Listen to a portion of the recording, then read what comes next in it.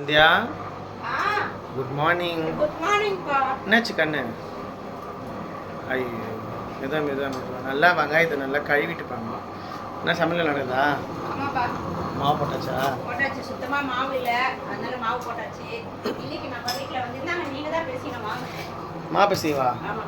கடவுளே. பூரிக்கு மாவு பேசுங்க, கொஞ்சம் மிளகு பொடியும் கொஞ்சம் சால்ட்டு போட்டு நல்லா பேசி கொடுத்துருங்க.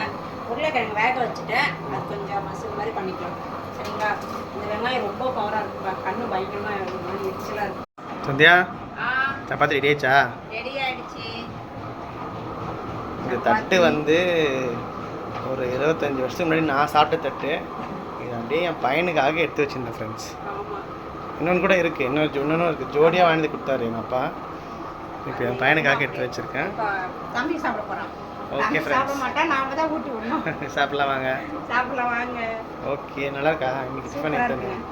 ஓகே, இது வந்து அந்த காலத்தில் நாங்கள் ஸ்கூலுக்கு போகும்போது எங்கள் அப்பா வாங்கி வந்து கொடுத்தது.